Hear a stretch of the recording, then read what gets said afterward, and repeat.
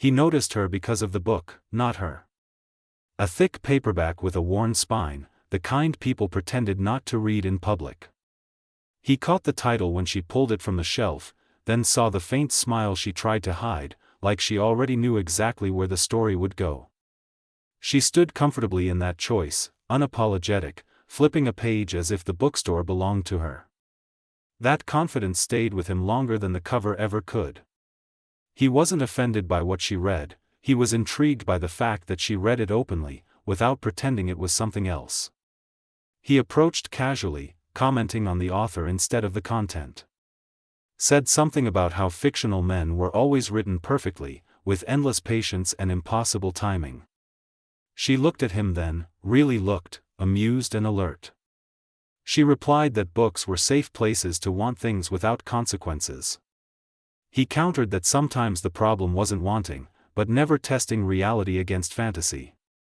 The conversation felt like a quiet challenge, playful rather than arrogant, each sentence edged with curiosity. They moved through the store together without deciding to. Between shelves, their conversation softened and sharpened at the same time.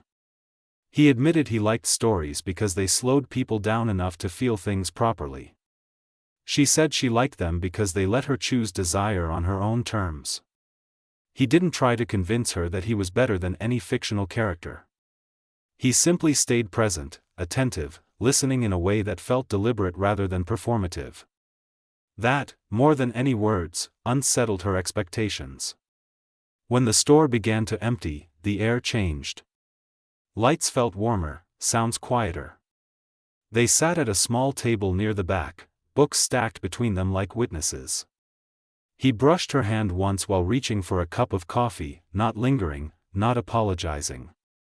The contact was brief but intentional, enough to register. She didn't pull away.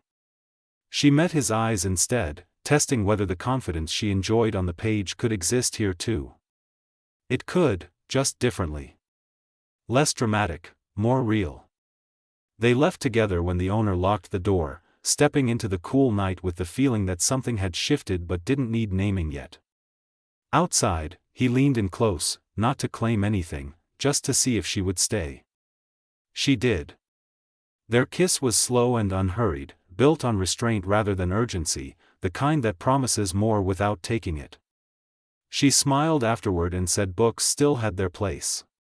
He agreed, adding quietly that reality could be just as compelling when someone bothered to read between the lines.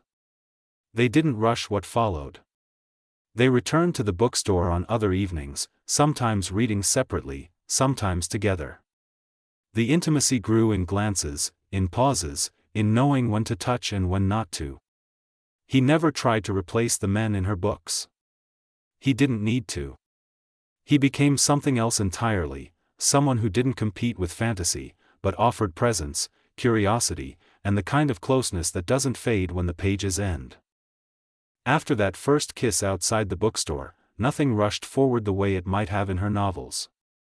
And that difference mattered. They didn't disappear into the night together. They walked instead, side by side, close enough to feel warmth through coats, far enough to leave room for anticipation.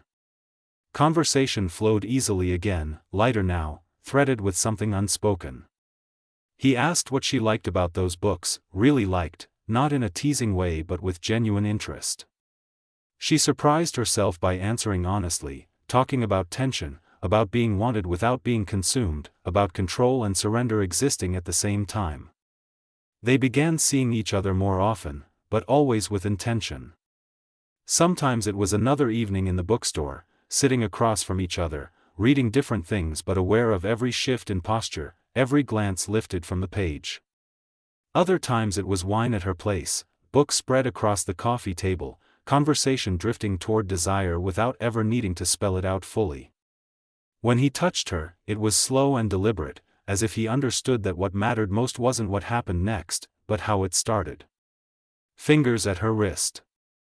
A hand at her lower back. Pauses that made her breath change before anything else did.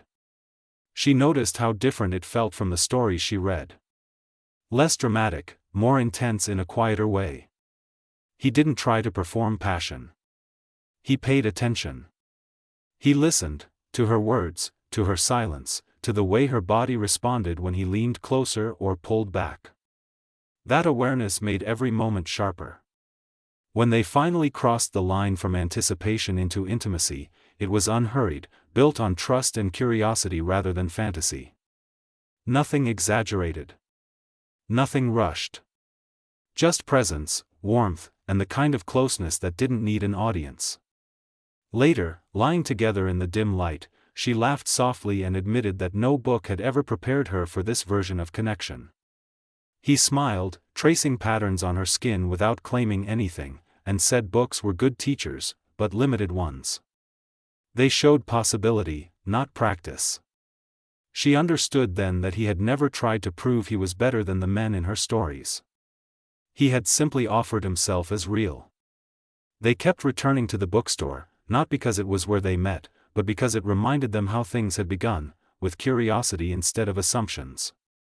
The shelves stayed full of stories about longing and desire, but she read them differently now. Not as replacements for experience, but as echoes of something she was finally living. And in the quiet between pages and reality, she realized that the most compelling stories weren't the ones that promised perfection. They were the ones that taught you how to stay present when desire became real, human, and wonderfully unfinished.